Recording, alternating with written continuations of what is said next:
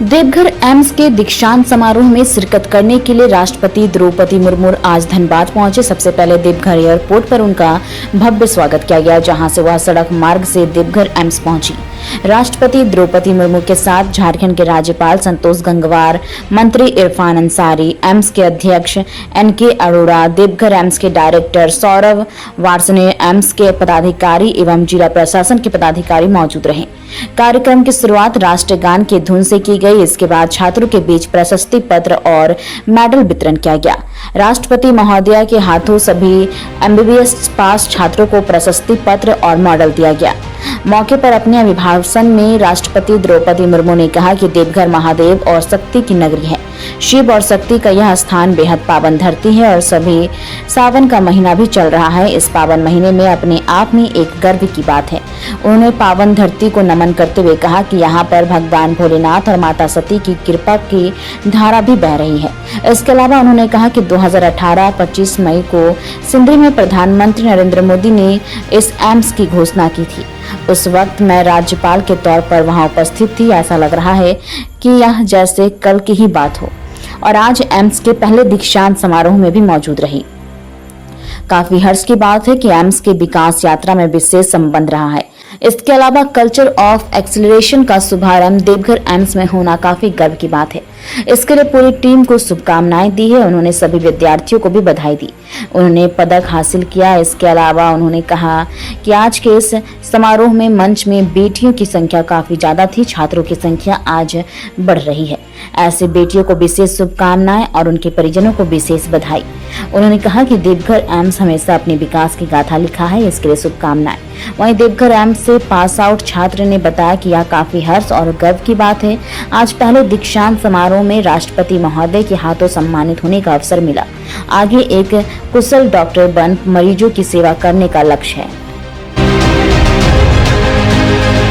उपस्थित झारखंड के राज्यपाल श्री संतोष कुमार गंगवार जी, राज्य सरकार में मंत्री श्री इरफान अंसारी जी, केंद्रीय स्वास्थ्य सचिव श्रीमती निवेदिता शुक्ला वर्मा जी,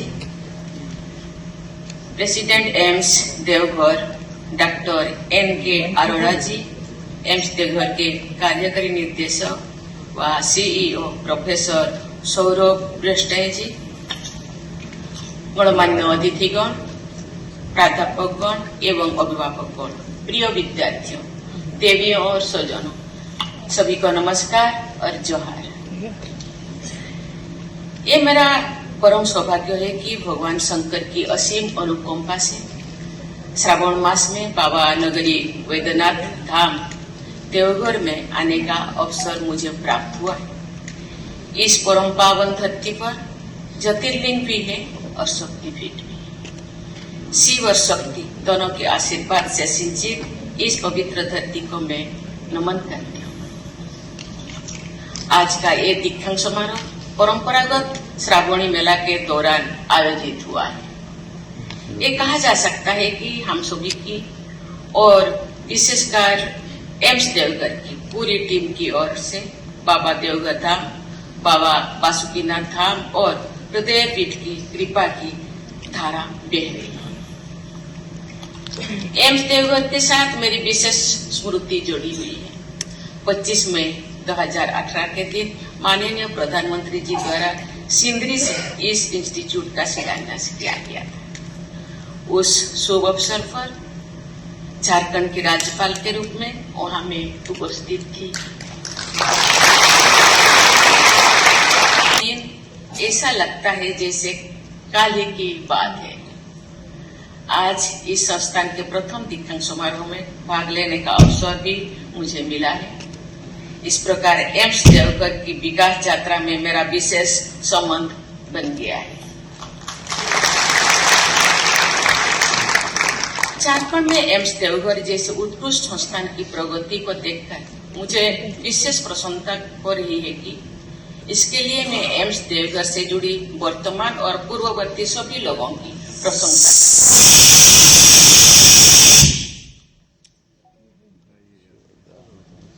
मैं आशा करती हूँ कि आज के इस प्रथम दीक्षांत समारोह के साथ एम्स देवघर में कल्चर ऑफ एक्सेलेंस का शुभारंभ हो रहा है।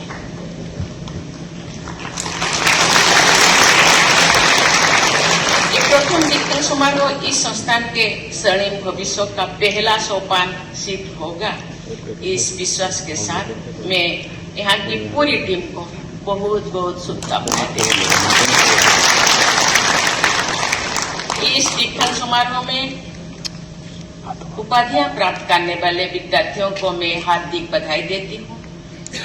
जिन विद्यार्थियों ने अपने उत्कृष्ट प्रदर्शन के परिणाम स्वरूप पदक प्राप्त किए हैं, उनकी मैं विशेष सराहना भी करती हूँ। सभी प्राध्यापकों और अभिभावकों को भी मैं बधाई देती हूँ। मुझे ये देखकर बहुत प्रसन्नता हुई है कि आज पदक प्राप्त करने वाले जो मंच पे आए हैं, उन विद्यार्थियों में बेटियों की संख्या अधिक थी।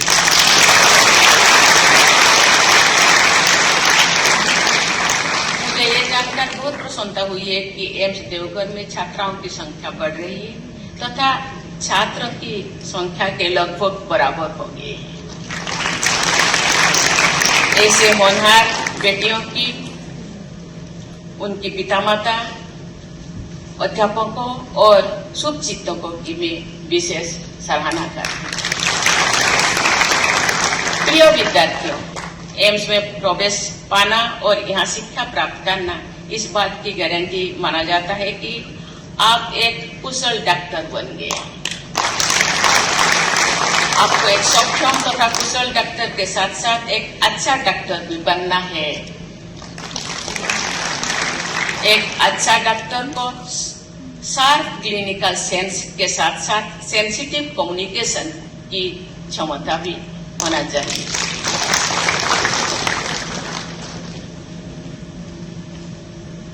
हम सबने देखा है कि कुछ ऐसे डॉक्टर होते हैं जिनसे परामर्श करने के बाद पेशेंट और उनके परिवारजन बेहतर महसूस करते हैं।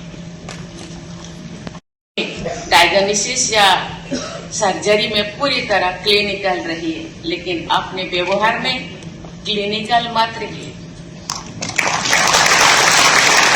अपने व्यवहार में आप सिंपैथेटिक रहिए, सहानुभूति के साथ अपनी सलाह दीजिए। मैं अक्सर कहा करती हूँ, लोग अभी भी होना भी चाहिए,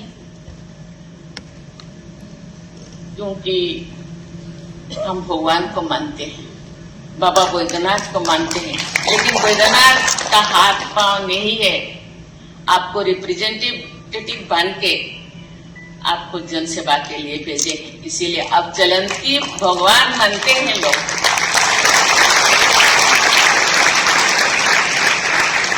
ये विद्यार्थी, एक अच्छा डॉक्टर होना बहुत बड़ी बात है।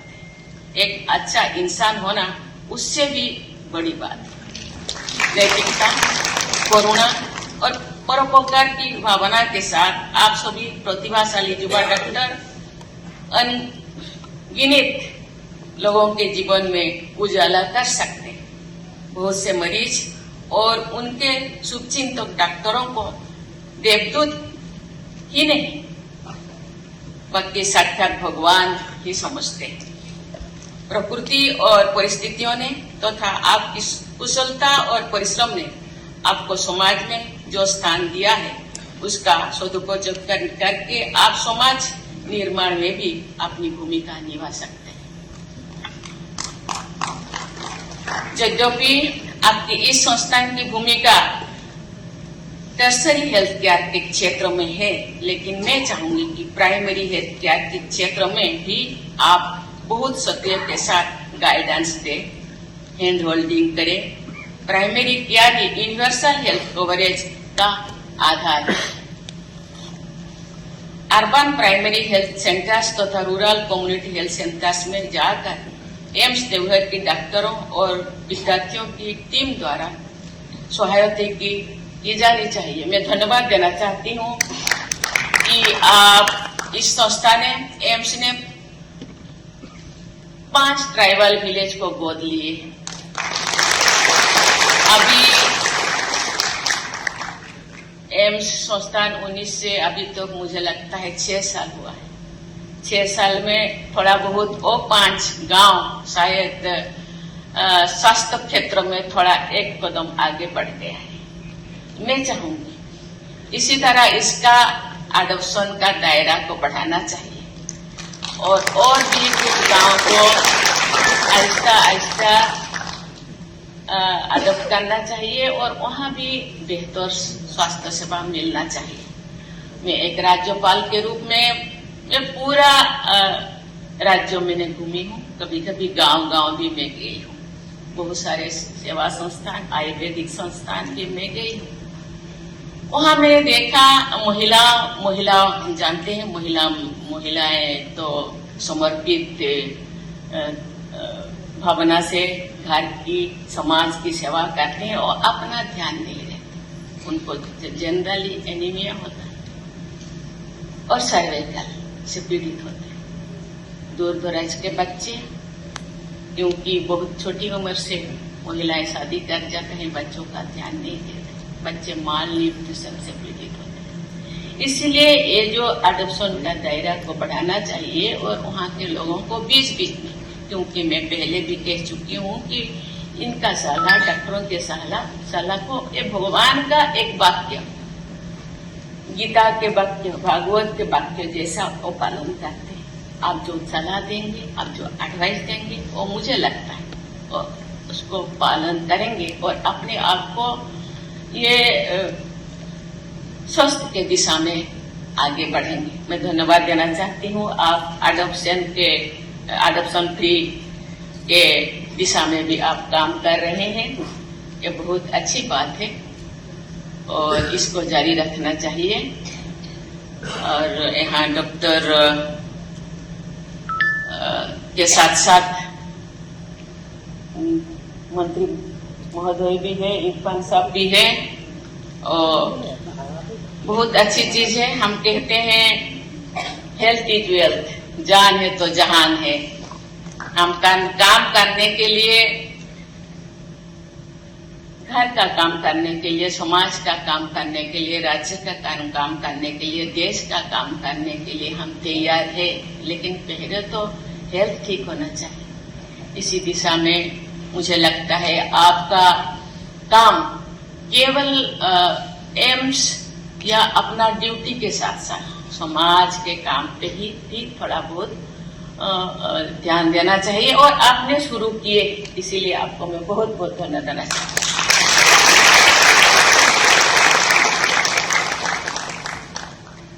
भविष्य के आप सभी स्पेशलिस्ट डॉक्टर से मैं अनुरोध करती हूँ कि आप सब इंक्लूसिव हेल्थ केयर को व्यक्तिगत स्तर पर भी अपना सिद्धांत बनाए।